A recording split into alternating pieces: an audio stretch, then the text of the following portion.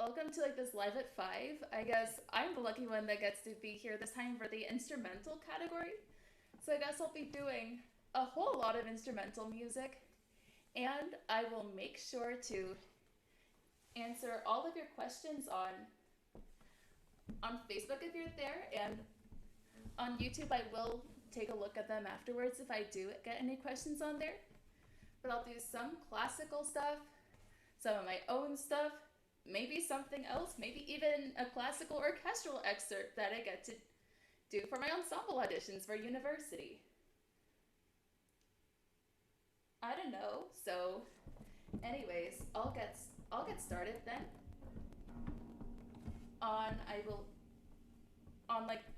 On that orchestral excerpt that I'm doing, because I figured that you need to get a good look into my life.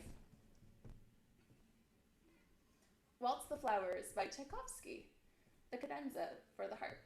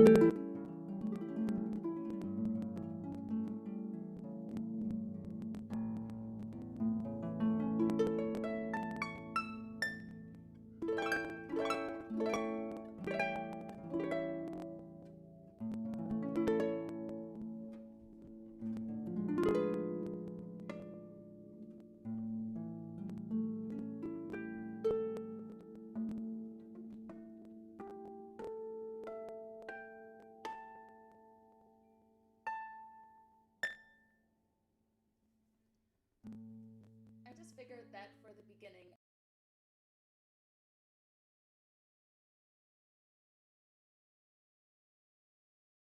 well, the ensemble that I have to submit by actually exactly next week,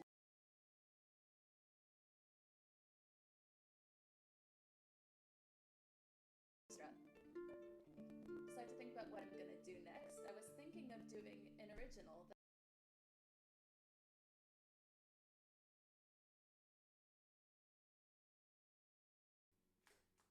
And first, I do want to see if we do end up getting questions. I want to make sure that I can actually see that if that happens. But anyways, for now, I'm gonna do what I call Savi's Lunacho, which I actually composed in Spanish, but I'll be doing an instrumental version of it because, you know, that's what it's gonna be all about now.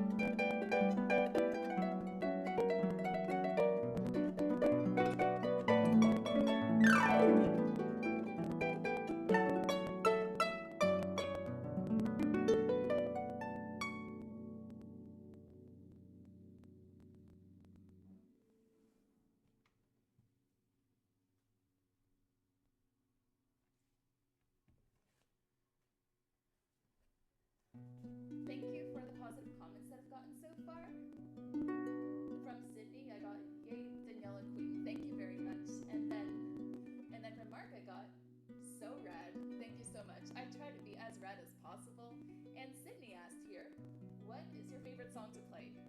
Well, that's a difficult one because I have over 7 hours of repertoire. But if I had to choose one that really speaks from the bottom of my heart, it would probably be like one of the Mighty Pachelbel's Canon, because that's the first song I ever did as a duet. My sister plays the violin, and we did that probably around 12 and a half years ago, the first time. But we also really like Hallelujah, as that's the song that we do at the very end of our sets when we do it together. And I might end up doing that at the end of this set, so you'll have to wait a little while for that. But for now, I've got something else in store, something a bit classical.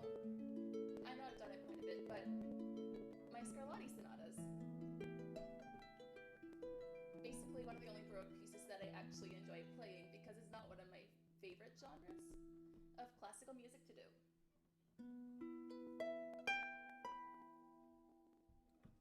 So first will be Scarlatti Sonata number 9 in D minor.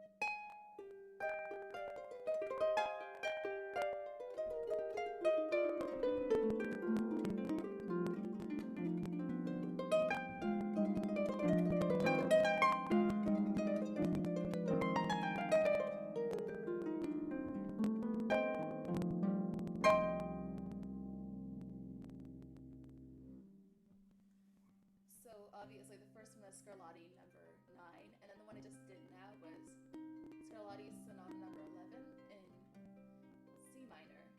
And I personally enjoy both of these. And I remember Lori told me that even if I didn't really like Baroque, Lori, my harp teacher, told me that even if I didn't like Baroque music that much, I would like the Scarlattis. And I didn't believe her, but apparently I did, because I've ended up playing them at a bunch of performances that I've been doing, despite them being Baroque. So that's a positive. So one question that I got from Sydney right now is, how do you go about composing? Well, it's a slightly different process for instrumental versus vocal composition for sure. Because for instrumental, I tend to think of perhaps a certain chord progression that's just something I can't get out of my head, or even a certain melody of sorts. And then I just go to the piano or the harp, really either of those instruments, and then workshop kind of where that might go.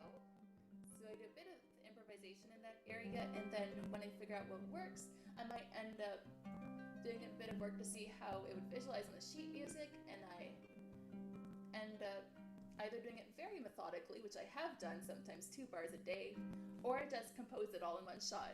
So it really depends. And then with vocal compositions, do I do lyrics first, melody first, harmonic stuff first? Often it's like a harmonic thing along with lyrics, a lyric that I came up with first, for example. But for the song that I ended up doing earlier that I normally have vocals for, I thought of something in Spanish, and because I don't speak Spanish, I thought, wow, this is strange, it must be a sign. So then I ended up composing it from that, but sometimes it's been the harmony as well, and occasionally melody, but not as much as the other two. So that's kind of how I go about composing. I know it's not a straight answer, but I have a lot of methods, okay? So what I'm gonna do next is another original that I have, which I actually call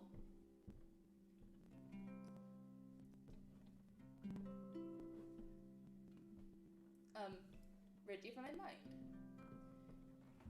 And again, this one is also made for composing, for like vocals. And I ended up composing it like a couple years ago. Not really for any particular reason, but I really liked Read You From My Mind as a fragment, and I needed to incorporate that somehow, so I came up with this. Even though you won't be hearing the vocals because this is an instrumental live at 5.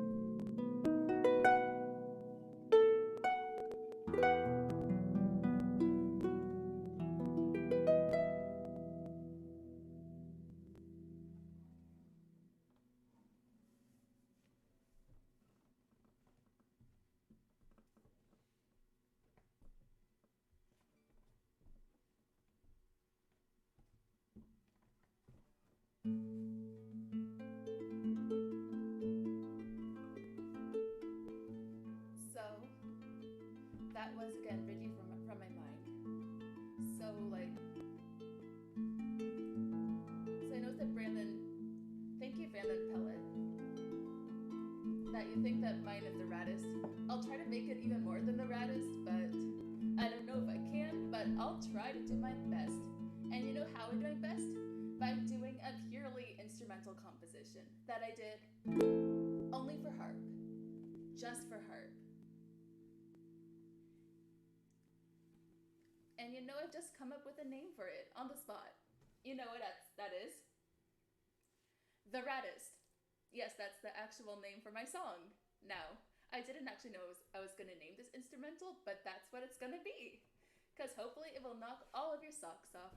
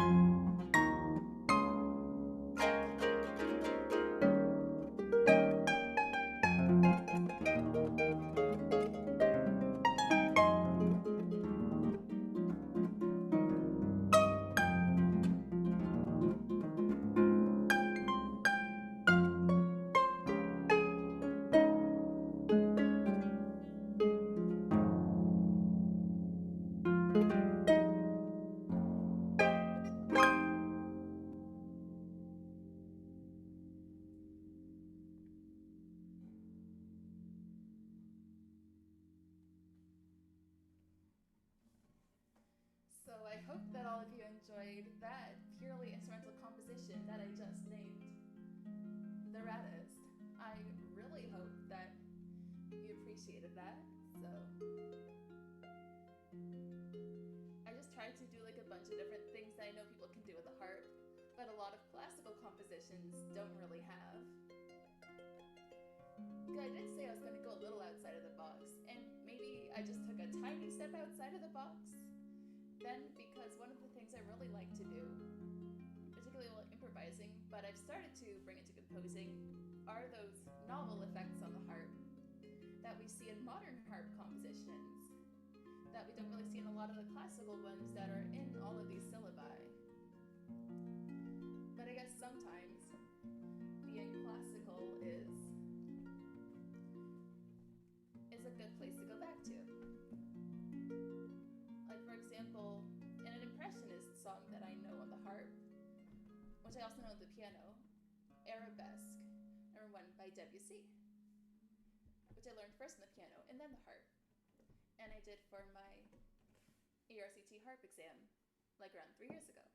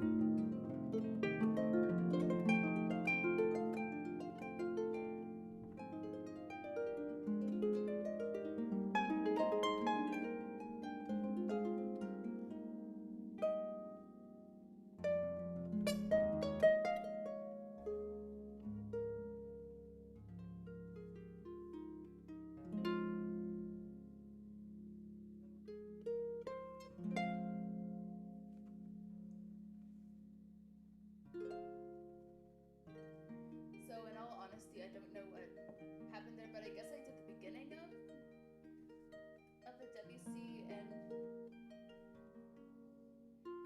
not much else of that, and I really apologize for that, but I'm just gonna keep doing something because I realized that I have a lot more instrumental solos that I have to show you. So I guess what I'm actually gonna do is a piece that I call Stone Angels.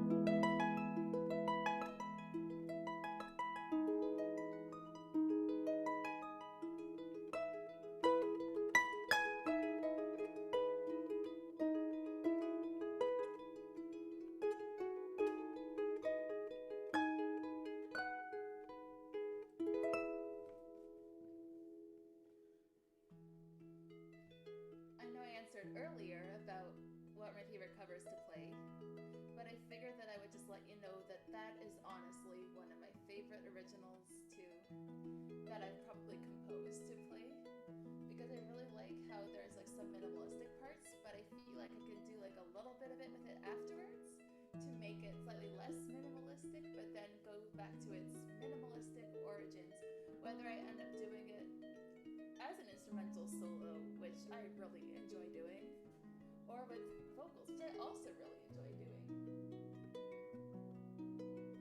And I know Sydney said that she really likes that, like, I really love this one, and I'm really glad that she does, because I want all of you to enjoy what I'm doing. That's why I do it.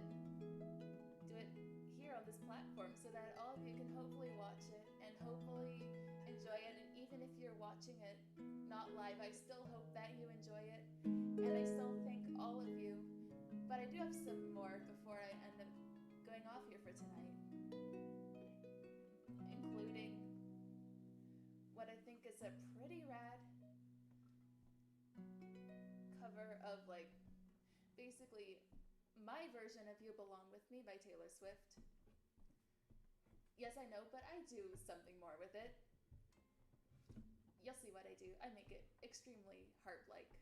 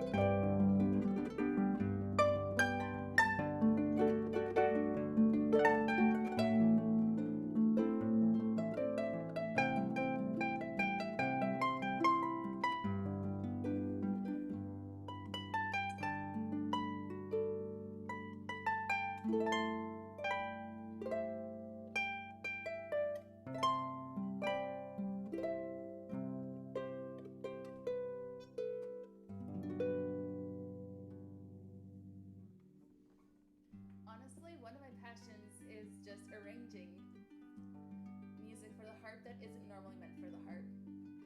Because if that's something that I can do to spice up a piece that normally might be like something that people have heard 1,000 times, but I bet you haven't heard it 1,000 times on the harp. Of course, unless you're me and have practiced it 1,000 times on the harp, then obviously you have heard it 1,000 times. But if you're not a harpist, you probably haven't heard harp arrangements 1,000 times per song. Or if you do, or if you have, please tell me in the comments.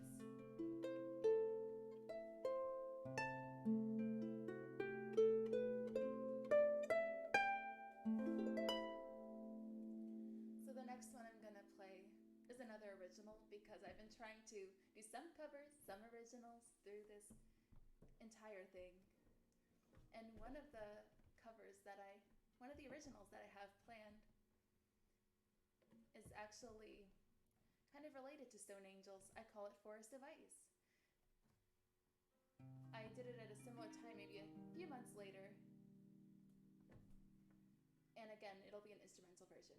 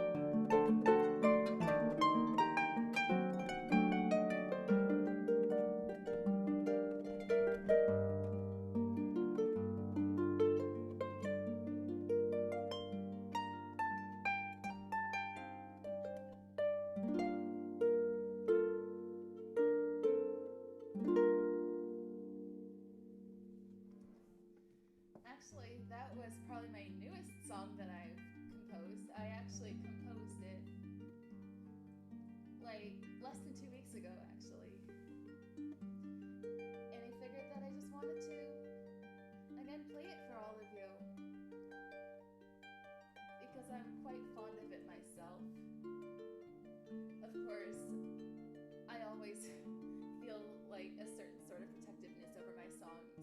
I guess as a lot of people that write compositions and songs feel. But there's one composition of mine that I ended up actually writing in a practice room at my university after I'd finished watching a student composer concert that was held that night. I just went to the practice room and I was inspired. So I wrote a little something called In the Moonlight. I like to think it has like a slight jazz influence, maybe just a slight one.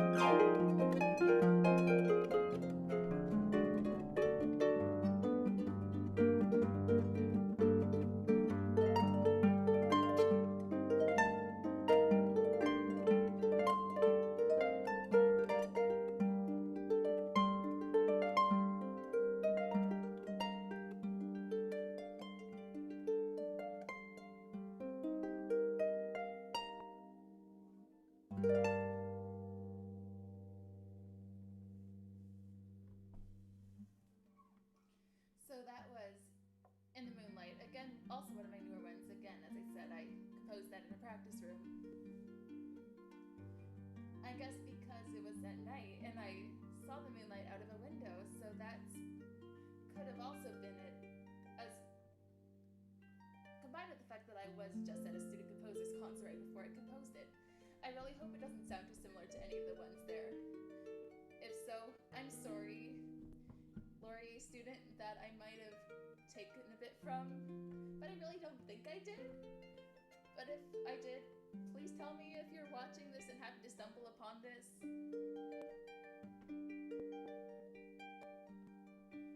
And I've just been looking at some of the comments again, and one of them was like from Colin, is that amazing, very ethereal sounding composition.